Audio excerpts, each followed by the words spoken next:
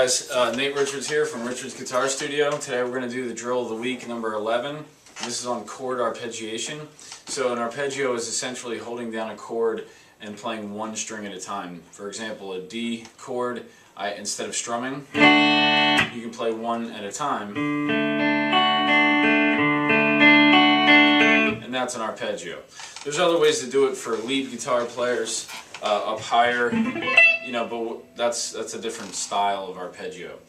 So the first example on here is an F major 7 chord, and we have two lines of that. By the way, the tabs are at the blog, richardsguitarstudio.com. Just click on the blog there and find the tab. So the first example sounds like this.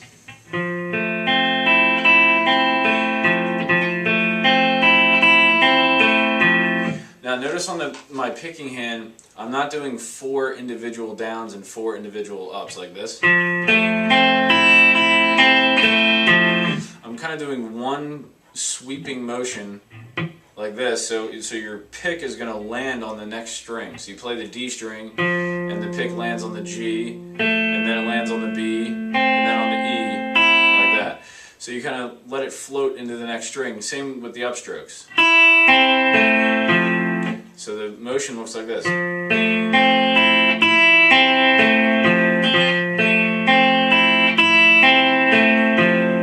Alright, so it's a nice smooth motion. The next one is an alternate picking example of chord arpeggiation.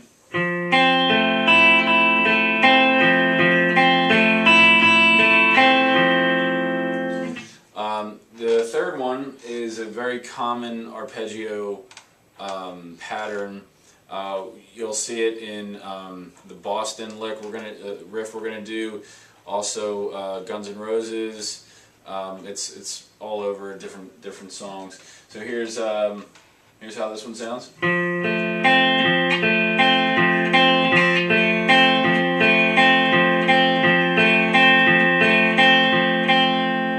All right. So the fact that there's 3 notes in a row makes it it's better to kind of repeat some of the picks and let the pick float rather than trying to do all downs or strict alternate or something.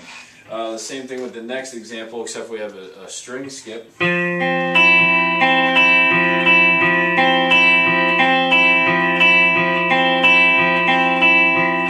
Now notice in the third and fourth examples we have an upstroke that's used to change the direction of the pick. I like to do that, so if the notes are going from a lower string to a higher string and then they go back to a lower string, you can use the upstroke to bring you back to the lower string position. So for example, measure 4, we have down, down, and then the up sends us back to the lower strings to play the D string again. So down, down, up, and then we're coming back for the down. So that's a little bit more efficient than down, down, down, and then we're even farther away from the D string. We have to hurry back. So that's how I work with that. The next one.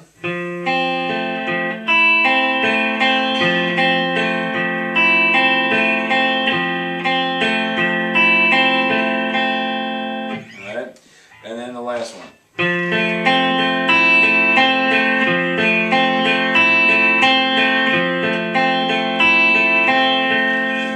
Okay, so there are some practice examples you can do.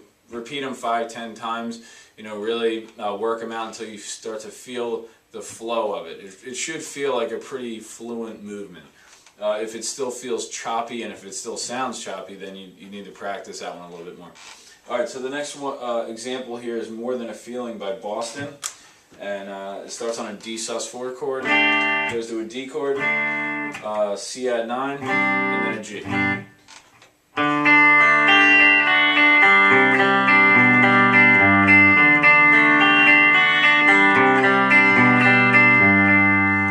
Now on our blog we have, I think that's a featured riff, so if you just search in our blog, I have a more extended lesson on that riff. And then the last one is Don't Cry by Guns N' Roses.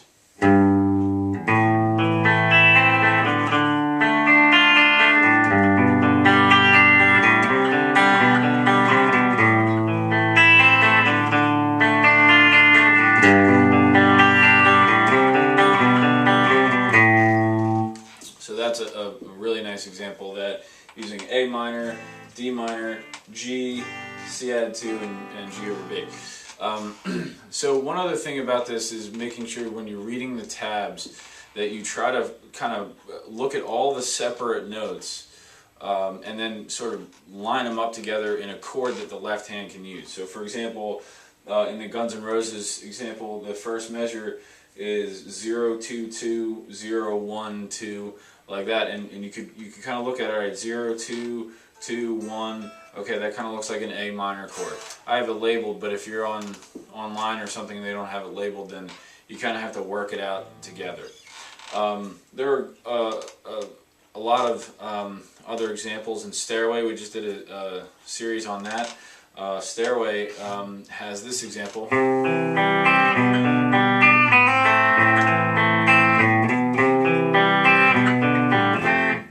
So the pick is doing a chord arpeggiation in that example.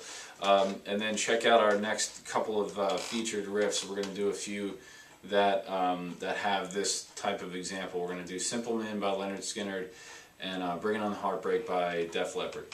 So any questions on this lesson, send it to richards@richardsguitarstudio.com and have fun with this one.